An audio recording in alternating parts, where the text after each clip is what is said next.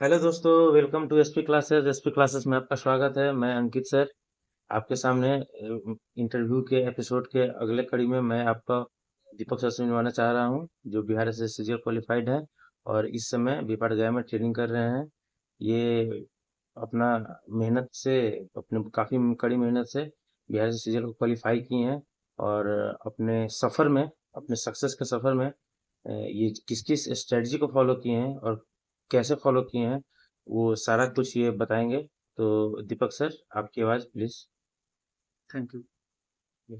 सबसे पहले तो सबसे हो जाएगा, घबराना बिल्कुल नहीं है और हिम्मत नहीं हारना है, लगे रहना है। आज नहीं होगा, कल होगा, लेकिन होगा। धैर्य रखेंगे, लगे रहेंगे, बिल्कुल होगा। कोई बहुत बड़ा चीज़ नहीं है कि होगा ही नहीं, हमसे कैसे होगा, नहीं होगा, सबसे हो जाएगा, सबसे। कोई बाकी नहीं रहेगा, कोई भी पीछे नहीं छूटेगा। आज न कल सबसे होगा, बस धैर्य रखना है अपने आप में।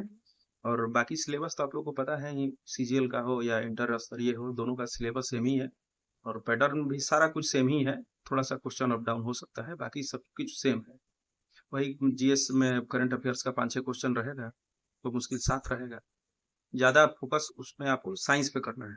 25 जो साइंस का क्वेश्चन रहेगा, वो लगभग एनसीईआरटी से क्वेश्चन रहता है। ऐसा नहीं है कि कहीं से ऐसे अप्लाइड साइंस जिसको बोलते हैं, उस टाइप का साइंस रहता है उसमें, ताकि आप अगर पढ़े नहीं भी हैं, अगर साइंस का बुक पढ़ें आप, तो सोच के उसका आंसर कर सकते हैं कि क्या होना चाहिए इस स्थिति में। तो अप्लाइड साइंस अधिकतर पूछता है, और एनसीईआरटी से पढ़िएगा साइंस, तो बेहतर कर पाएंगे। बाकी सर, किस क्लास का एनसीईआरटी सही रहेगा? 11-12 का मुझे लगता है वो बकवास है। नहीं, 11 एट 12 नाइन नहीं, टेन 8 मोर देन 9 10। सफिशियंट है। हाँ, बहुत है ना एनसीईआरटी। या फिर अगर बुक आपको नहीं पढ़ना है एनसीईआरटी का, तो उसके लिए एनसीईआरटी का मटेरियल टाइप का भी आता है, जो उसमें से निचोड़ रहता है कि छठा से लेकर 10वां तक का एनसीईआरटी का साइंस हम्म। का, वो आता है उस तरह का बुक, उसको पढ़िए।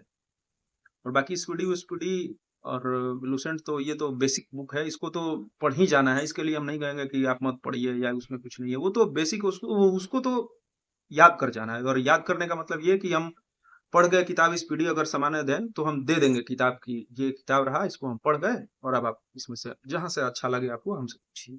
तो ये मतलब हुआ कि हम किताब पढ़ गए। ये नहीं कि हम 3 बार इस तरफ से उस तरफ तक पढ़ गए हैं, और फिर अगला कोई किताब लेके आपसे पूछ रहा है तो याद ही नहीं आ रहा है, बोल रहे हैं कि ऑप्शन दीजिए ना। ऐसे नहीं होगा।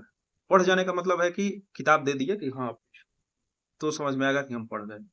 और तब एक बार पढ़े या 2 बार वो काफी है। स्पीडी, लुसेंट और एनसीईआरटी के लिए वो रहा है। और बाकी मैथ रीजनिंग तो प्रैक्टिस सेट बनाएंगे तो हो जाएगा उससे। कुछ मैथ प्रैक्टिस सेट से नहीं हो पाएगा, 3-4 क्वेश्चन ऐसे आएंगे जो प्रैक्टिस सेट से नहीं हो पाएगा, लेकिन रीजनिंग आपका प्रैक्टिस सेट से बिल्कुल हो जाएगा। 50 रीजनिंग, एक दो कुछ वो नंबर सीरीज वाली रीजनिंग गड़बड़ा सकती है। मैट्रिक्स वाला जो रीजनिंग होता है वो हाँ, थोड़ा सा टफ वो तो होता है। उतना, अब ऐसा तो है नहीं कि 150 में 150 सही करना है आपको। 75 में मतलब टारगेट रखना है कि मोर देन 70 हमारा स्कोर हो। हाँ, 5 निश्चित रूप क्वेश्चन से। आपके पास एरर करने का मौका है, बट हम्म, उससे ज्यादा एरर करने का मौका नहीं है आपके क्या है पास। कि मैथ रीजनिंग अगर आप सही सही कर लेते हैं, 75 में अगर 70 प्लस कर लेते हैं, तो उसके बाद 75 जो साइंस और जीके है, इसमें आपको उसमें भी बेहतर स्कोर करना होगा। ऐसा नहीं कि इसको हल्के में ले लेंगे तो हो जाएगा। साइंस के लिए 25 में बेहतर, पिछले बार जो सीजीएल में साइंस पूछा था, वो ऐसा नहीं था कि कोई भी बना के चला जाएगा। मेंस का बहुत तो सारे, क्वेश्चन काफी टफ था हाँ, हम बहुत लोग। सारा क्वेश्चन इस ऐसा था कि वो पहली बार दिखा था। हम्म। और ऐसा नहीं कि नए लड़कों को, जो पुराने लड़के हैं, उनको भी लग रहा सब था कि लोग। ये कहाँ से क्वेश्चन आ गया। तो साइंस पे ध्यान देना होगा, और एनसीईआरटी उसका कोई मिल जाए उस तरह का शॉर्टकट नोट्स, जिसमें एनसीईआरटी का 8वां, 9वां, 10वां का तीनों का होगा, तो चलिए, बहुत हो बहुत जाएगा। धन्यवाद सर। तो मैं आपसे अब अगला जो मार्गदर्शन है हमारे बच्चों की तरफ से, वो ये मैं जानना चाहता हूँ कि सर, सेट प्रैक्टिस का कितना रोल है? और मुझे लगता है कि पीटी का जो इस बार जो हम लोग क्वालिफाई किए हैं, तो उसका कट ऑफ हमको लगता है कि पीटी में 125 से कम कट ऑफ नहीं गया होगा। तो एक चीज़ तो हम आप लोग को बोलना चाहते हैं कि सेट प्रैक्टिस कीजिए आप, वो आपके ऊपर डिपेंड करता है कि पहले तो आप अपना बेसिक को स्ट्रॉन्ग कर लीजिए। सर, गलत बोल रहे हैं? नहीं, अपने बेसिक तो बेसिक को सबसे स्ट्रॉन्ग कर जरूरी है। लीजिए। ऐसे ही नहीं कि बस तैयारी करना शुरू किया तो पहले सेट मारेंगे, नहीं। अभी आपके पास सीजीएल के लेकर के काफ़ी टाइम है, आपके पास 8 से 9 महीना कम से कम एग्जाम में है। और सीएचएसएल को लेकर भी काफ़ी टाइम है। हाँ, और सीएचएसएल को लेकर के मैं एक बात कहना चाहता हूँ, बिहार एसएससी इंटर लेवल के बारे में, कि कृपया एक चीज़ जरूर करें कि हिंदी और इंग्लिश दोनों टाइपिंग अपना स्ट्रॉन्ग रखें। क्योंकि इस बार बिहार से सीजीएल में क्या देखा गया है, उसके पास स्टूडेंट नहीं हो पाने के कारण वो दोबारा सेकंड लिस्ट भी दिया है। तो ये एक बहुत ही अच्छी पहल है बिहार से सीखे। तो मुझे लगता है कि बिहार में बहुत सारे बच्चे हैं जिनका इंग्लिश हिंदी टाइपिंग है ही नहीं। मैं ये गारंटी के साथ बोल सकता हूँ। इस बार और कोर्ट रीडर में तो 1100 की कुछ सीट था, 4 ही 100 लड़के एक्स्ट्रा हाँ, क्वालीफाई कर पाए हाँ, तो वो हिंदी टाइपिंग फ़ॉन्ट कॉम्पिटिशन। वगैरह थोड़ा-सा देख लीजिएगा कि मंगल फ़ॉन्ट पे वो है कि कुर्सिदियो फ़ॉन्ट पे है। और वो टाइपिंग तो हम बोलेंगे कि अभी से शुरू कर दीजिए आप, क्योंकि हिंदी का टाइपिंग काफ़ी टफ़ होता है। उसका कोई स्पीड भी 25 के आस-पास कहीं शायद माँग रहा है, तो उसके अनुसार। सर एक चीज़ कन्फ्यूज़न रहता है और एक थोड़ा एक प्रेशर भी काफ़ी रहता है लोगों में, जो बच्चे का उम्र हो चुका है, जो लड़का 30 प्लस हो चुके हैं, उनका अभी तक अनफॉर्चुनेट है, कहीं उनका रिजल्ट हुआ नहीं है।